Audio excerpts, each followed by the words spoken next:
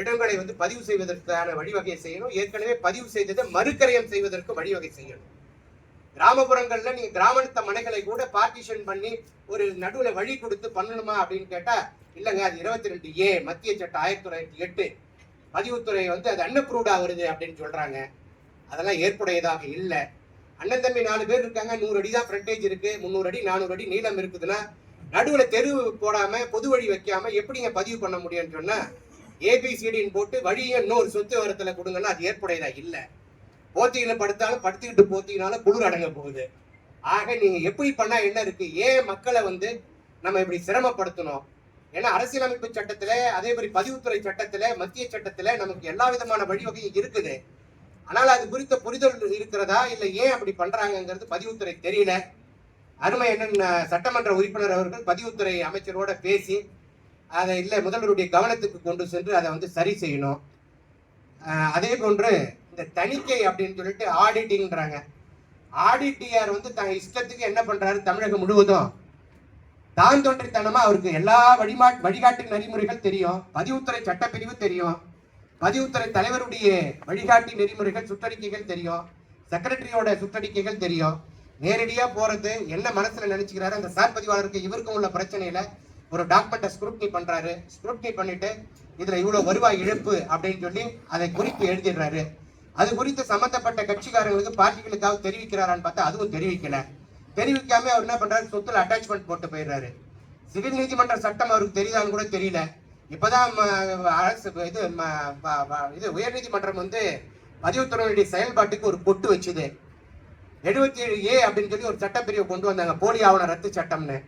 அந்த சட்டத்தின் மூலமா நியாயமான முறையில பாதிக்கப்பட்டவங்க 1-2 பேருக்கு ஆவணம் ரத்து பண்ணாங்கன்னு சொன்னா அரசியல் பழிவாங்கலுக்காக நிறைய பேர் வியாபார ரீதியா வாய்ப்புள்ளவங்க, பின்புலம் உள்ளவங்க, செல்வாக்கு உள்ளவங்க நல்ல ஆவணத்தை கூட ரத்து பண்ணிட்டு நீதிமன்றத்துக்கு அலைய வச்சாங்க. நீதிமன்றத்துக்கு போயிட்டு அதை பத்தி குறிப்பிட்டு ஒரு வழக்கு தொடுத்த உடனே மாவட்ட பதிவாளருக்கு அந்த ஆவணத்தை உறுதிப்படுத்தி விசாரிச்சு சாட்சியை ஏற்றி அதை ரத்து பண்றதுக்கான அதிகாரம் என்ன? நீதிமன்றத்துக்கு தான் அந்த அதிகாரம் இருக்குதுன்னு ரத்து பண்ணிட்டாங்க. ஆனாலும் 68(2) அப்படிங்கிற ஒரு சட்டப்பிரிவில் அவங்க இண்டெக்ஸ் பண்ணிட்டு தான் இருக்கிறாங்க. அப்படி இருக்கும் பொழுது இந்த இன்ஸ்பெக்ஷன் பண்ணிட்டு தணிக்கையில இழப்பீடு அப்படிங்கிறத குறிப்பிட்டு சொத்தை அட்டாச் பண்றதுக்கு அவருக்கு அதிகாரமே இல்லை. ஆனாலும் மாவட்ட பதிவாளர்கள் தணிக்கை ஆடிட்டிங் வந்து இதை பண்ணிட்டு இருக்காங்க. இந்த போக்கு தவறானது. இது வெகுமக்களை, பெருமக்களை, பொதுமக்களை பெருமளவுல பாதிக்கும். அதனால அந்த போக்கை வந்து மாற்றிக்கொண்டு சரியான சட்ட திட்டங்களை கையாண்டு சட்ட திட்டங்களுக்கு உட்பட்டு நடைமுறைப்படுத்தணும். ஏன்னா சிவில் நீதிமன்றத்தை தவிர அந்த சொத்தினுடைய இணைப்பு அட்டாச்மெண்ட் செய்யறதுக்கு வேற எந்த துறைக்கும் அவருக்கும் அதிகாரம் இல்லை. நீதிமன்றம் மூலமா தான் அட்டாச் பண்ண முடியும். ஆகவே அந்த தேவையில்லாத தணிக்கை குறிப்புரையை நீக்குவதற்கு அரசு வழிவகை செய்யணும். அதே போன்று பதிவு சட்டத்துல வந்து சட்டப்பிரிவு 35(1), 2, 3 சொல்லி இருக்கு. இடியட், ஃபூலிஷ், மைனர், அதாவது மந்தன், புத்தி சுவாதீனம் இல்லாதவன், மைனரா இருக்கக்கூடிய இளைஞர்களுடைய சொத்துக்களை மட்டும்தான் விற்கிறதுக்கு வந்து தடை சொல்ல முடியும். ஆனா இவங்க சொத்து பரிமாற்ற சட்டத்துக்கு உட்பட்டு எந்த சொத்தை எடுத்துட்டு போனாலும் பட்டா சரியில்லை, இது சரியில்லை, இது அன்அப்ரூவ்டு, இதுக்கு அப்ரூவ்டு இல்லை, இது பேரண்ட் டாக்குமெண்ட் இல்லை, தாய் பத்திரம் இல்லை, ஒரிஜினல் டாக்குமெண்ட் இல்லைன்னு சொல்லி நிராகரிக்கிறாங்க.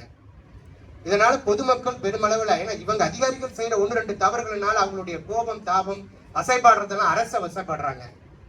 இது அரசுக்கும் பெரிய அவப்பெயரா இருக்குது. அதிகாரிகள் செய்கிற தவறு அரசையும் பாதிக்கிறது.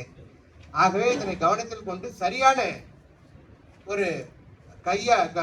ஒரு போக்கை கையாண்டால் அது சிறப்பா இருக்கும். அதே போல வழிகாட்டி மதிப்பு தான் தோன்றித்தனமா தன் இஷ்டம் போல கைட்லைன் வேல்யூவை சந்தை மதிப்பை விட அதிகப்படியா போட்டுறாங்க. அதுக்கு நமக்கு இந்திய முத்திரை சட்ட பிரிவு 47(a)(1) அப்படின்னு சொல்லி ஒரு சட்டப்பிரிவு வழிவகுத்திருக்கிறது சட்டத்துல. இது ஜனநாயகம் நமக்கு கொடுத்திருக்கிற உரிமை. ஆனால் இந்த 47(a)(1) கீழே மாநிலம் முழுவதும் இருக்கிற 582 ரிஜிஸ்டர் ஆஃபீஸ்லயும் பதிவுக்கு தாக்கல் பண்ணா நீங்க நேரா போய் மாவட்ட பதிவாளர் பாருங்க. 55 மாவட்ட பதிவாளர் இருக்காங்க.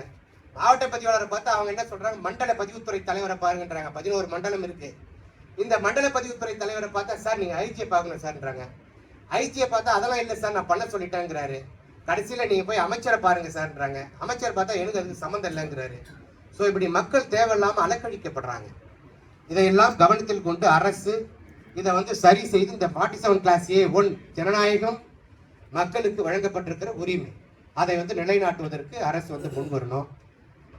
ஏன்னா வாய்மொழி உத்தரவுன்னு சொல்றாங்க. அந்த வாய்மொழி உத்தரவுல எந்த அமெண்ட்மெண்ட்டும் கொண்டு வரல. ஒரு சட்டத்தை கொண்டு வந்திருக்கிறார்கள் என்று சொன்னால் அந்த சட்டத்திலே திருத்தம் அமெண்ட்மெண்ட் கொண்டு வர வேண்டும். எந்த விதமான அமெண்ட்மெண்ட்டும் கொண்டு வராமல் 47 முரண்பாடாக இருக்கிற வழிகாட்டி மதிப்பை களைவதற்கு இப்படி வாய்மொழி உத்தரவு என்று சொல்லி நிராகரிப்பது பொறுப்பற்ற ஒரு நிர்வாகத்தை காட்டுகிறது. இதனால் பொதுமக்கள் பெருமளவிலே பாதிக்கப்படுகிறார்கள். பொதுமக்கள் பாத்தீங்கன்னு சொன்னா பதிவு அலுவலகத்துக்கு வரக்கூடியவங்க நாட்டினுடைய பொருளாதார வளர்ச்சிக்கு பெருமளவிலே முத்திரை தீர்வை மற்றும் பதிவு கட்டணமா கொடுக்கறாங்க. அவர்கள் அது பெரியவங்களா இருந்தாலும் சரி, சின்னவர்களா இருந்தாலும் சரி, பதிவு அலுவலகத்திலே இருக்கக்கூடியவர்கள்லாம் மன்னர்களை போன்றும், பதிவு பணிக்கு செல்கின்ற முதலாளிகள் எல்லாம் பிச்சைக்காரர்கள் போன்றும் பதிவு அலுவலர்கள்